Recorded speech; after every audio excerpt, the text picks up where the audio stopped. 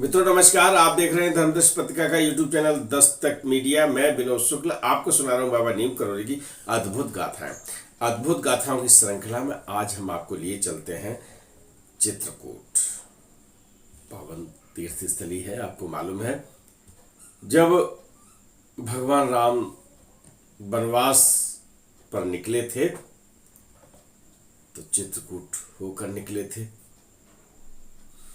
चित्रकूट में जब महाराज जी अपने भक्तों के साथ भ्रमण कर रहे थे तो जैसे जो सीमा होती है ना, तो सीमा में जब घुसे, यानी ग्रामीण भाषा में कहते हैं धुरा।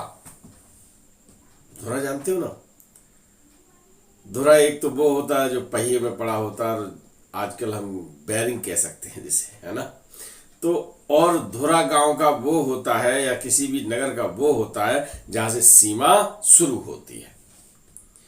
आपको याद होगा कि जब कभी बारात आती जाती है तो लड़की वाला लड़के वाले की, अब तो अलग चीजें सिस्टम है, लेकिन कुछ पुराने जमाने की बात मैं बता रहा हूं, तो लड़की वाले धुरे पर खड़े होते थे, यानी नगर की सीमा गेट पर खड़े होते थे और स्वागत किया करते थे। तो उसी धुरे में जब महाराज जी पहुंचे हैं चित्रकूट की सीमा में तो बैठ गए।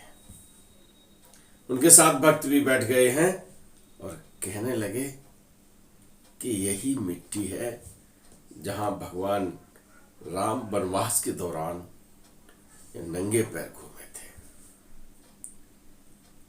ये कहते कहते वो खड़े होते हैं और वहां सूखी मिट्टी है, उस पर चलने लगते हैं। उसी समय उनके पैर में कांटा चुभ जाता है, और कांटा जब चुभा तो उठते हैं और झुकते हैं और अपने पैर का जो कांटा जब निकालते हैं तो रोने लगते हैं और बड़े बिलख बिलख कर रोने लगते हैं। भक्त बड़े असमंजस में है कि महाराज जी की कांटा लग गया है, लेकिन अब ये बिलख बिलख कर रो रहे हैं, क्यों रो रहे हैं? भक्त कुछ कह नहीं पा रहे हैं और महाराज जी पूरी तरह से आंखों से अविरल धारा बह रही है और रोते रोते कभी ऊपर देखते हैं, कभी नीचे देखते हैं, कभी दाएं बाएं देखते हैं।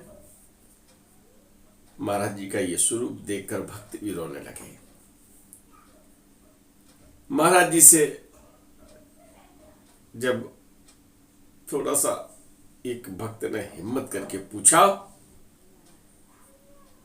बोले मैं कांटे की वजह से नहीं रो रहा, मैं रो इसलिए रहा हूं कि मेरे प्रभु राम, मेरी मैया सीता जब इधर से निकले हैं तो उनके पैरों में न जाने कितने कांटे चुभे होंगे। मैं तो नहीं चलाना, थोड़ा सा चलाना। आप ये समझिए कि हनुमान जी तो एक ऐसे सेवक हैं जो भगवान राम के लिए सर्वस्व समर्पण, और जब उन्होंने ये मात्र कल्पना की कि भगवान राम के पैरों में कांटे चुभे होंगे तो कितना दर्द हुआ होगा, और उस दर्द का आभास करके हनुमान जी बिलख बिलख कर रोए। बाबा नीम करोली बिलख बिलख कर रोए, क्योंकि वो कांटा निकालने के लिए भगवान राम के साथ उस समय नहीं थे। कुछ परिस्थितियां होती हैं, कुछ स्थितियां ऐसी बन जाती हैं, है ना। तो जब कभी अपने प्रिय के दर्द का एहसास होता है, जब किसी को, तो रोता है, बिलखता है, परेशान होता है, और यही हालत उस दिन महाराज जी की हुई।